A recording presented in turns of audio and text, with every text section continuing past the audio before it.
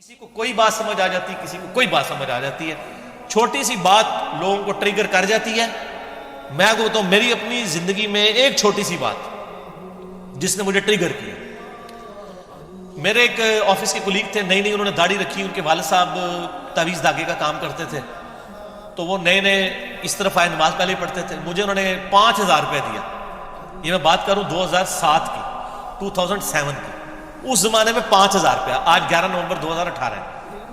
مجھے کہتے ہیں جی میں اب دین کی طرف آیا ہوں تو داڑھی رکھ لیے، لوگ مجھ سے مسائل پوچھیں گے، تو آپ نہ مجھے کتابیں دین کے اوپر لا کے دیں، کوئی میں پڑھ لوں تاکہ مجھے مسئلے پہلے ہی پتہ ہوں۔ تو سارے ہم بھی بابی تھے اس وقت، ٹھیک ہے نا، تو میں نے جناب ان کے لیے بار شریعت خریدی، اچھا جی اس طریقے سے ملفوظات اعلیٰ حضرت، احکام شریعت، قرآن بھی اس نے ان کو خرید کے دیا، کیونکہ یہ تو ظاہر ڈائریکٹ پڑھنے سے انسان گمراہ ہو جاتا ہے نا، سمجھا کرو نا، تو یہی کہہ رہے ہوتے ہیں نا، ہم بھی یہی کہتے تھے۔ اچھا تو اس کو کتابیں، میں ابھی بھی، وہ بھی میرے ساتھ ہی ریولٹ ہوا ہے نا، ابھی ہم ایک دوسرے کا بڑا مذاق اڑاتے ہیں، تو میں اس کو کہتا ہوں تم میرے لیے ہدایت کا سبب بنے ہو۔ ہوا یہ کہ اس ملفوظات اعلیٰ حضرت میں وہ عبارت آتی ہے نا کہ نبیوں کی بیویاں قبروں میں پیش کی جاتی ہیں، ان کے ساتھ شباشی کرتے ہیں، نعوذ باللہ۔ یہ عبارت نا اس نے کہیں پڑھی، تو بیچارہ دنیا دار بندہ تھا، اس نے انڈر لائن کر لی۔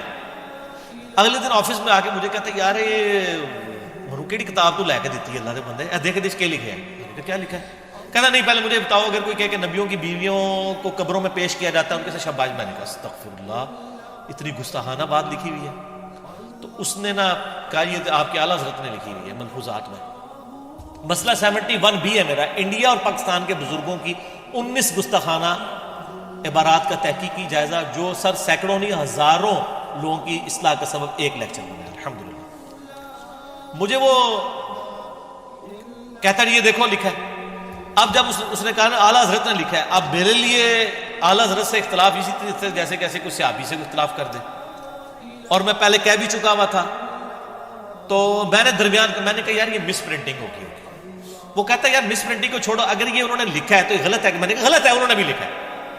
بس سر یہ ایک قبولیت کا لمحہ تھا، اللہ نے میری بات سن لی کہ میں غلط کو غلط کہنے کی جرت رکھتا ہوں۔ جب پہلی دفعہ میرے سامنے آیا، میں کتنے دن پریشان رہا کہ یار اتنے بڑے بڑے بزرگ بھی غلطیاں کرتے ہیں، تو میں نے پھر تحقیق شروع کی۔ اسی دوران میں نے قرآن حکیم کا ترجمہ جو ہے نا پری ڈیٹرمنٹ ریزلٹس کے بغیر پڑھنا شروع کیا، آہستہ آہستہ آہستہ آہستہ چیزیں سمجھ آنا شروع کی، اور آج آپ دیکھ رہے ہیں کہ پوری دنیا میں انجینئر ہو رہی ہے۔ اس لیے نہیں کہ میری کو تعریف کر رہے ہیں، اس لیے وہ کہتے ہیں یار ایک ایڈی خیال آ گئی ہے، وہ جو انجینئر کا فطرہ اٹھا رہا ہے وہ اہل حدیث تو ہم سے زیادہ پریشان ہے۔ سر تہاڈی پریشانی بھی نظر آ رہی ہے، تو سر وہ ہر گلی سے جو انجینئر نکل رہا ہے وہ اس لیے نکل رہا ہے کہ ہر گلی میں ایسے لوگ موجود ہیں جن کے دماغ میں ڈرل اور ان کو بات سمجھ آ جاتی ہے۔ ایک جملہ کسی کی زندگی بدل سکتا ہے۔ آپ دیکھیں نا، اوس اور خزرج کی جب لڑائیاں ہوتی تھی یہودیوں کے ساتھ، یہ جنگجو لوگ تھے، ہمیشہ جیت جاتے تھے، تو یہودی کہتے تھے بچو جی ہوں تے تسی جیت جاندے ہو، جب آخری نبی آئیں گے نا ہم ان کے ساتھ ملیں گے، پوری دنیا کو فتح ہم کریں گے، تو پھر ہمارا مقابلہ تم نہیں کر سکو گے۔ یہ یہودی ان کو تڑی لگاتے تھے۔ قرآن میں بھی اشارتاً ذکر ہے کہ اس نبی کے آنے سے پہلے سورۃ البقرہ میں تم اس نبی کے وسیلے سے اللہ کی طرف دعائیں کیا کرتے تھے، اس حوالے سے کہ اللہ اس نبی کو جلدی جلدی بھیج، اور آج جب وہ نبی آ گیا تو تم پہلے منکر ہو گئے یہودیوں۔ اچھا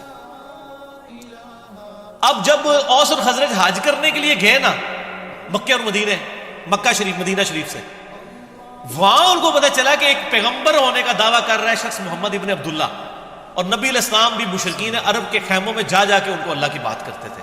حج کے موقع کے اوپر چونکہ پورے عرب سے لوگ آتے تھے، حضور کہتے تھے چلو یار انہوں نے میری بات نہیں سنی، یہی سن لیں، جس طرح ہم کہتے ہیں چلو یار جہلم کے لوگوں نے سنی، آپ یوٹیوب پہ ویڈیو بنا کے ڈال دیں، تو پوری دنیا نے سن لی، اب جہلم والوں نے بھی دیکھا دیکھی سننی شروع کر دی۔ اینڈ پہ جس طرح فتح مکہ کے بعد اہل عرب نے بھی اسلام قبول کر لیا، تو نبی علیہ السلام کہتے ہیں چلو یار یہی میری بات سنو، اور ابو لہب خبیث پیچھے پیچھے چلتا تھا، وہ کہتا تھا یہ میرا بھتیجا ہے، یہ پاگل ہو گیا، اس کی بات نہ سنو۔ نبی علیہ السلام پھر بھی ڈٹائی کے ساتھ بات کرتے جا رہے پورے ڈٹے ہوئے اپنے اس حق کے اوپر۔ تو وہاں پہ اوس اور خزرج نے جب سنا نا، انہوں نے کہا یار یہ تو لگتا ہے وہی نبی ہیں جن کے بارے میں یہودی ہمیں تڑی لگاتے تھے کہ ہم اس کے اوپر ایمان لائیں گے اور ہم پوری دنیا پہ قبضہ کر لیں گے۔ تو انہوں نے کہا پہلے اس سے کہ یہودی ان پر ایمان لائیں، ہم کیوں نہ مسلمان ہو جائیں۔ وہ ہدایت جو ڈائریکٹلی یہودیوں کی کتابوں میں تھی، وہ انڈائریکٹلی اوس اور خزرج کے لیے اسلام قبول کرنے کا سبب بن گئی، اور یہودی مر گئے۔